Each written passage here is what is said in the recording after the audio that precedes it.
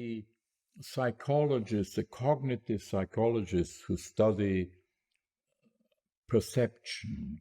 There are whole libraries filled with learned treatises on how we perceive, how images on the retina produce nerve impulses, which then go into the cortex. And I think by now something like 70 different visual centers have been identified in the cortex.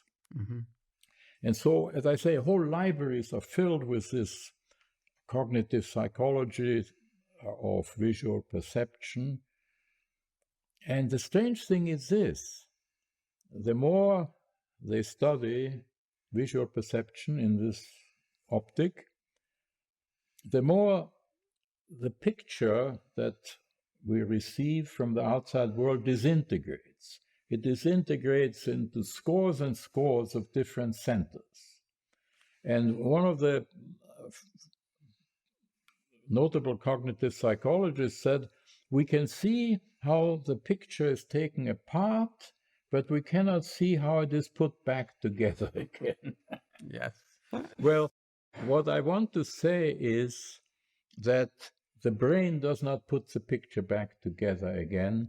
So the whole approach to this sphere of visual perception that is now in vogue is wrong-headed and destined to lead to totally illusory results. Mm-hmm. And now, late in life, I discovered that there was a cognitive psychologist at Cornell University. In fact, I was there as an undergraduate student when he was a young postdoctoral professor, mm-hmm. Doing work on a government grant to investigate how one actually perceives the so-called aiming point. Mm-hmm. This was at the beginning of the war, and the government people wanted to know how to test prospective pilots to see if they would be good at landing a plane on a deck of an aircraft carrier.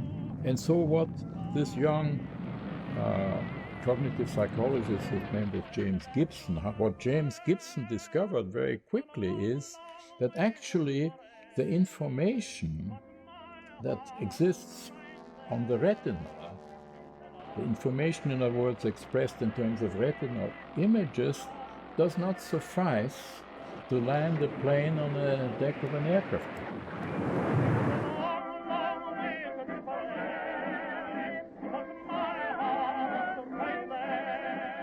So he discovered that the entire so-called visual image theory of visual perception, which is standard, mm-hmm. is wrong-headed.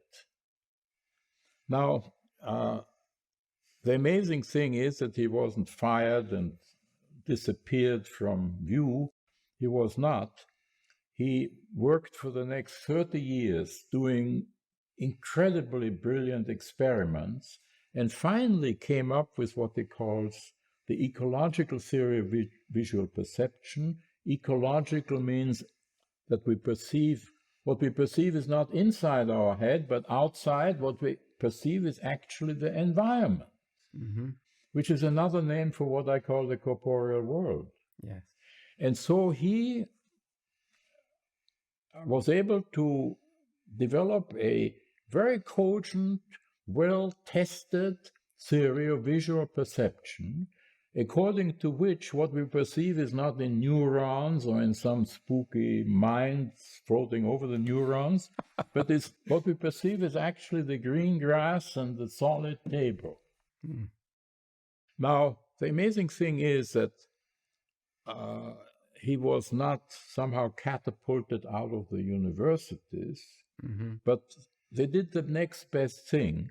Nobody knows about James Gibson. Mm. It was a miracle from heaven that I somehow discovered, because Gibson supplied a necessary component for my interpretation of physics. My interpretation was physics was based upon the axiom, if you will, that we perceive the external world. The grass is green and the birds are chirping. Well, the point is that this conflicted with the accepted standard theory of visual perception. The narrative. The visual image narrative. And thanks to James Gibson, we know that this visual image narrative is wrong. It's scientifically wrong. By right, it should be closed down, but they continue to work on it, of course. Mm-hmm. And there is a bona fide, empirically tested theory of visual perception, which corroborates my position in regard to physics. The position, namely, that there's a categorical distinction between the corporeal world, which means the perceptible world, the world that we actually perceive, and the world as conceived by the physicists. These are ontologically different domains.